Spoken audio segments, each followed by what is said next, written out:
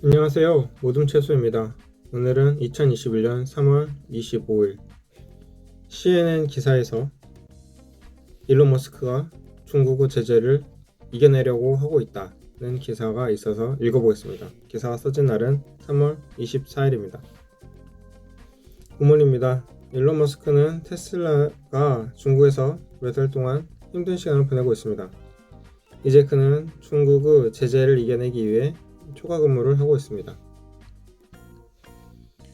테슬라의 CEO인 머스크는 CCTV와의 인터뷰에서 중국이 장기적으로 전기 자동차 제조업체의 가장 큰 시장이 될 것이라고 약속하면서 중국에 대한 찬사를 했습니다. 그는 또한 중국 경제 및 기후 목표를 칭찬했습니다. 중국은 현재 세계 최고 온실가스 배출국이지만 향후 10년 동안 배출량을 대폭 줄이겠다고 약속했습니다. 나는 중국에서 테슬라의 미래에 대해 매우 확신한다고 머스크는 지난 화요일 CCTV에 말했습니다. 내 생각에 중국 경제는 향후 10년 동안 매우 잘할 수 있으며 세계 경제에서 가장 크게 성장할 것입니다. 또한 지속 가능한 에너지 미래에도 좋고 테슬라도 거기에 전념을 하고 있습니다. 머스크 사람들의 마음을 사로잡기는 중국에서 테슬라의 미래의 중요한 일일 수 있습니다.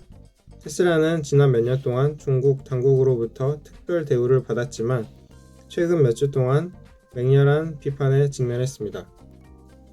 지난달 테슬라는 상하이에서 만든 자동차 품질에 대한 질문에 대답하기 위해 중국 당국에 소환되었습니다. 그리고 주말 동안 몇몇 언론 매체는 군대가 테슬라 차량에 탑재된 카메라가 스파이 활동에 사용될 수 있다는 우려로 테슬라 차량이 군사시설에 들어가는 것을 금지했다고 보도했습니다. 머스크는 토요일 중국 개발 회의에서 그 회사의 자동차가 스파이 목적으로 사용되지 않을 것이라고 말했습니다. 머스크는 CCTV에 중국 시장에 대해서 칭찬하고 테슬라의 중요한 시장이라고 강조했습니다. 중국은 이미 테슬라 매출의 5분의 1을 차지하고 있으며 최근 회사 매출 신고에 따르면 미국에 이어 두 번째로 큰 시장입니다. 장기적으로 중국은 우리가 가장 많은 수 차량을 생산하고 가장 많은 고객을 보유하고 있는 우리의 가장 큰 시장이 될 것이라고 말했습니다. 머스크는 향후 5년 동안 경제 지배력에 대해 중국의 예습찬 청사진을 들며 중국의 기후 목표에 대한 깊은 인상을 받았다고 말했습니다.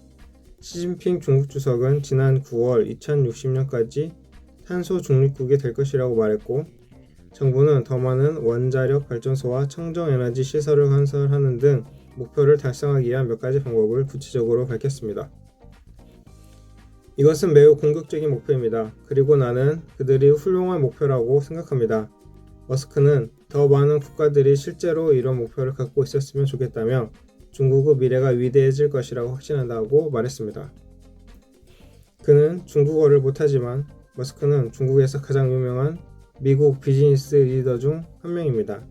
작년 초 상하이에서 제작한 모델 3 데뷔 당시 무대에서 춤추는 그 영상이 외부에서 입소문이 났습니다. 리커창 총리는 미국 기업가가 중국을 매우 사랑한다고 말한 후에 머스크에게 중국 영주권을 주게 되어 기쁘다고 말한 적이 있습니다.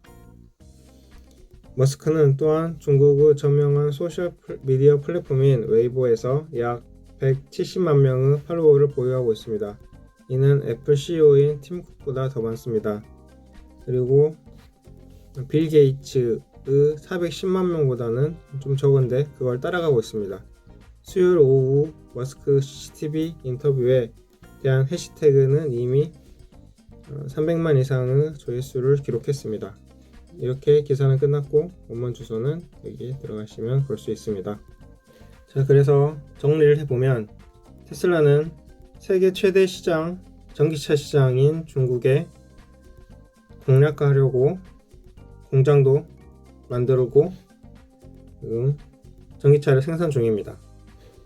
하지만 미중 무역 분쟁에서 중국은 계속 미국의 압박을 당하니까 이것을 반격하려고 테슬라를 인질로 이용할 수도 있습니다. 이렇게 이번 기사에서 본 것처럼.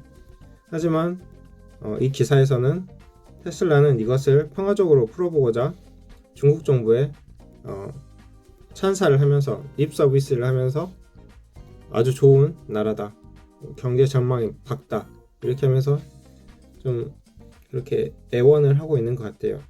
잘 봐달라고.